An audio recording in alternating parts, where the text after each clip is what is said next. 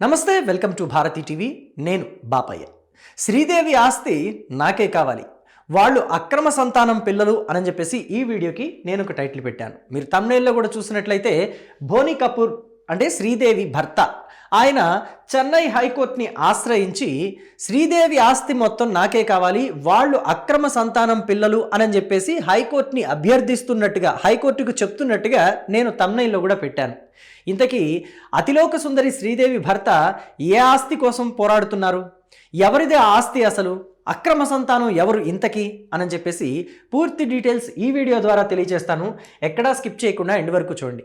అయితే శ్రీదేవి ప్రస్తావన వచ్చింది కాబట్టి శ్రీదేవి మీదున్న అభిమానంతో ఈ మాట చెప్తున్నాను.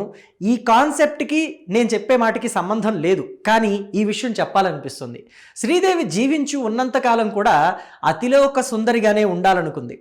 ఏ ఐశ్వర్యరాయ్ వచ్చినా, ఏ జూహీ చావ్లా వచ్చినా, ఏ సుస్మితా సేన్ వచ్చినా, అంటే ఈ మూడు పేర్లు ఎందుకు చెప్పానంటే వీళ్ళు విశ్వసుందరులు లేకపోతే మిస్ ఇండియాలు.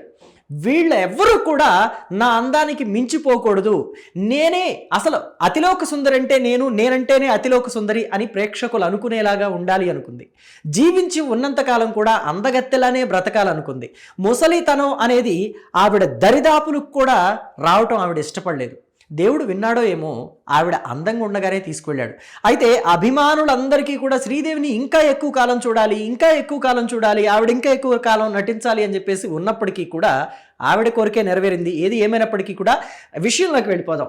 అసలు విషయం ఏంటంటే చెన్నై దగ్గర ముత్తుకాడ్ అని ఒక ఏరియా ఉంటుంది. ఈస్ట్ కోస్ట్ రోడ్డు పక్కనే ఉంటుంది ఆ ఏరియా ముత్తుకాడ్ అనేది. ఇప్పుడు మనకి గనక హైదరాబాద్ శివార్లో ఈ షామీర్పేట్ లేకపోతే కొన్ని ఏరియాలు ఉన్నాయి కదా, ఊరు శివార్లు ఉంటాయి, వికారాబాద్ ఇలాంటి ఏరియాల్లో సినిమా వాళ్ళకి ఫామ్ హౌస్లు లేకపోతే కొన్ని గెస్ట్ హౌస్లు ఇలా ఉంటాయి కదా. అలా చెన్నైలో ఊరు చివర ఉండే ముత్తుకాడ్ అనే ఏరియాలో సినీ నటులకి, రాజకీయ ప్రముఖులకి, బిజినెస్ పీపుల్ అందరికీ కూడా కొన్ని ఫామ్ హౌస్లు లేదా గెస్ట్ హౌస్లు ఉంటాయంట. సో ఆ ఏరియాలోనే శ్రీదేవికి కూడా కొంత స్థలం ఉంది. కొంత అంటే కొంత కాదు, 4.5 ఎకరాలు ఉంది. సో ఇప్పుడు ఆ ఆస్తే వివాదాల పాలైంది. ఆ ఆస్తి నాదంటే నాది అంటూ కొంతమంది కోర్టుకెక్కారు. వాళ్ళలో ఒక పార్టీ వచ్చేసి శ్రీదేవి భర్త బోనీ కపూర్ పిల్లలు అంటే ఖుషీ కపూర్, జాన్వీ కపూర్ హీరోయిన్లు, ప్రస్తుతం తెర మీద వెలుగుతున్న తారులు. అయితే అవతల పార్టీ ఎవరు అని చెప్పేసి మీకు ఖచ్చితంగా చెప్పాలి. అవతల పార్టీ గురించి చెప్పాలి అంటే శ్రీదేవి ఫ్యామిలీ గురించి కూడా ఒకసారి చూపించాలి. ఈయన శ్రీదేవి తండ్రి అయ్యప్పన్, ఈవిడ రాజేశ్వరి శ్రీదేవి తల్లి. ఆ వెనుక ఉంది శ్రీదేవి చెల్లి శ్రీలత. శ్రీదేవి పేరు శ్రీదేవిని ముద్దుగా పప్పి అని పిలుస్తారు, ఆవిడ్ని లత అని పిలుస్తారు.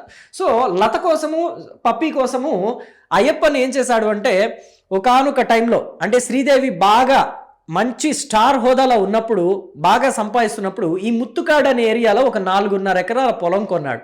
ఆ స్థలం ఇప్పుడు చాలా రేటు పలుకుతుంది. అంటే ఎంత అంటే ఒక్కొక్క ఎకరం 25 నుంచి 30 కోట్లు పలుకుతుంది. మరి ఎవరైనా సరే రేట్ ఎక్కువైంది అంటే దాని మీద కన్నేస్తారు కదా. ఇప్పుడు అలాగే ఒక ఎక్స్ పార్టీ కన్నేసింది. ఆ ఎక్స్ పార్టీ ఎవరో కాదు, ఈ అయ్యప్పన్ ఉన్నారు కదా శ్రీదేవి తండ్రి. ఈయనకి రాజేశ్వరి కాకుండా ఇంకొక భార్య కూడా ఉంది. సో ఆ భార్య పిల్లలే ఇప్పుడు ఈ ఆస్తి కోసం కోర్టుకెక్కారు. సో అయితే వాళ్ళు అడిగే దాంట్లో కూడా కొంతవరకు న్యాయం ఉందేమో, అంటే చట్ట ప్రకారం చెల్లుతుందేమో అని కొంతమందికి అనిపించవచ్చు. ఎందుకని అంటే ఈయన పేరు మీద ఉంది ఆ ఆస్తి. మరి తండ్రి అయితే ఈయనే కదా ఇద్దరికి, అంటే శ్రీదేవికి శ్రీలతకి. అవతల నటరాజను శివకామి అనే ఇద్దరు ఉన్నారు, అంటే ఇంకొక భార్య పిల్లలు అనమాట. అయ్యప్పన్కి ఇంకొక భార్య పిల్లలు, రాజేశ్వరి కాకుండా ఇంకొక భార్య ఉంటుంది కదా, ఆ భార్య పిల్లలు శివకామి, నటరాజన్. వీళ్ళిద్దరికీ మరి ఈయనే కదా తండ్రి. చట్ట ప్రకారం వాళ్ళు ఏమంటారు, మాకు తండ్రే కాబట్టి, తల్లులు వేరైనా మాకు ఆయన తండ్రే కాబట్టి ఆయన పేరు మీద ఉన్న ఆ ఆస్తి మాకు కూడా వాటా వస్తుంది, మాకు కూడా వాటా ఇవ్వాలి అని చెప్పేసి వాళ్ళు కోర్టుకెక్కారు.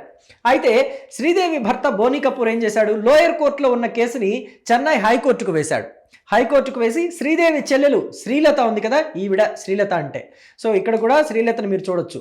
శ్రీలతతో పాటుగా బోనీ కపూర్ ఏం చేశాడు, హైకోర్టుకు వెళ్ళాడు. హైకోర్టుకు వెళ్ళి హైకోర్టులో కూడా కేవలం శ్రీలత మాత్రమే కాదు, జాన్వీ కపూర్, ఖుషీ కపూర్ని కూడా ప్రవేశపెట్టి అక్కడ ఈ ఆస్తి మా తల్లిది, మా తల్లి జీవించి ఉండగా మా తాతయ్య మా అమ్మ కోసం కొనుగోలు చేశారు, కాకపోతే మా తాతయ్య పేరు మీద పెట్టుకున్నారు అని చెప్పేసి చెప్పించారు.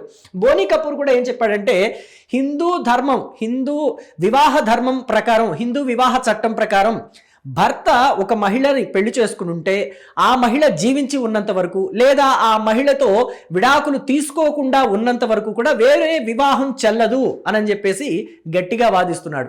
అంటే శ్రీదేవి తండ్రి రాజేశ్వరితోటి విడాకులు తీసుకోలేదు, లేకపోతే ఆ ఆస్తి కొనేటప్పటికి రాజేశ్వరి చనిపోనూ లేదు.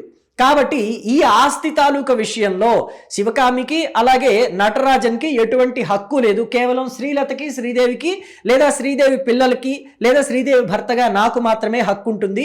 కాబట్టి ఆ ఆస్తిని నాకే ఇవ్వండి అని చెప్పేసి, అలాగే క్రింది కోర్టులో దీని మీద తీర్పు కూడా ఇవ్వకూడదు. అంటే నటరాజన్కి, శివకామికి అలాగే శ్రీలతకి, బోనీ కపూర్కి ఈ ఆస్తిలో సమాన హక్కు ఉంటుంది అని చెప్పేసి ఎటువంటి తీర్పు కూడా ఇవ్వకుండా స్టే ఇవ్వండి అని చెప్పేసి కూడా ఆయన అభ్యర్థించాడట చెన్నై హైకోర్టుని. మరి చెన్నై హైకోర్టు ఎలాంటి తీర్పిస్తుంది ఏంటి అనేది వేచి చూడాలి. నిజంగా కొన్ని విషయాల్లో చెప్పాలంటే సినిమా వాళ్ళ జీవితాలు అంత మనం చూస్తున్నంత అందంగా ఏముండవు. అంతా కూడా వాళ్ళ ఇళ్లలో ఏ బాత్ టబ్బులో లేకపోతే ఏ స్విమ్మింగ్ పూల్లో ఉంటాయి. పాలరాతి గచ్చు ఉంటుంది వాళ్ళ ఇంట్లో, చూస్తే నిగనిగలాడే నీడ మన మొహం మనకే నేల మీద కనిపిస్తూ ఉంటుంది. అంతా కోరిన నగలు వేసుకోవచ్చు, 7 వారాల నగలు ఉంటాయి, కోరిన బట్ట కట్టుకోవచ్చు, పట్టు పరుపులు ఉంటాయి, పట్టు చీరలు ఉంటాయి, పట్టు బట్టలు ఉంటాయి అని మనం అనుకుంటాం. కానీ వాళ్ళకుండే కష్టాలు కూడా వాళ్ళకు ఉంటాయి. ఎలాంటి కష్టాలు అంటే ఆస్తి సంపాదించడమే కాదు, ఆస్తిని జాగ్రత్త చేసుకోవడం కూడా ఒక ఆర్ట్ అని చెప్పాలి. అలాంటి ఆర్ట్ కుదరనప్పుడు చాలా ఇబ్బందులు పడుతూ ఉంటారు.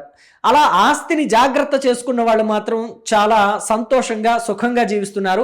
ఆస్తిని జాగ్రత్త చేసుకోవడం చేతగాక ఇబ్బంది పడిన వాళ్ళు అంటే మనకి కళ్ళెదురుగా కనిపించే నటులు కూడా ఉన్నారు. కాంచన ఉన్నారు, అలాగే వాణిశ్రీ ఇంకా జీవించే ఉన్నారు. వాణిశ్రీ వయసులో ఉండగా సినిమా ఫీల్డ్లో ఒక స్టార్గా వెలుగొందుతూ ఉండగా ఆవిడ ఎంత సంపాదించారు, అసలు ఆవిడ సినిమాలకి ఎంత రెమ్యూనరేషన్ తీసుకున్నారనే విషయం ఆవిడకే తెలియదు. మొత్తం వాళ్ళ బావగారే చూసుకునేవాళ్ళు. పెళ్ళైన తర్వాత ఏవి నువ్వు సంపాదించిన ఆస్తులు, నువ్వు హీరోయిన్వి కదా, స్టార్ హీరోయిన్గా ఒక వెలుగావు కదా, నీ ఆస్తులు తెచ్చుకో అని చెప్పేసి భర్త అడిగితే అసలు నీకు అంత రెమ్యూనరేషనే లేదు, నీ ఆస్తులు నీ మేకప్కే సరిపోయినాయి అని చెప్పేసి వాళ్ళ బావగారు తిరస్కరించిన దాఖలాలు కూడా ఉన్నాయి. అసలు పాపం వాణిశ్రీ చాలా ఏళ్ల పాటే కోర్టు చుట్లు తిరిగారు.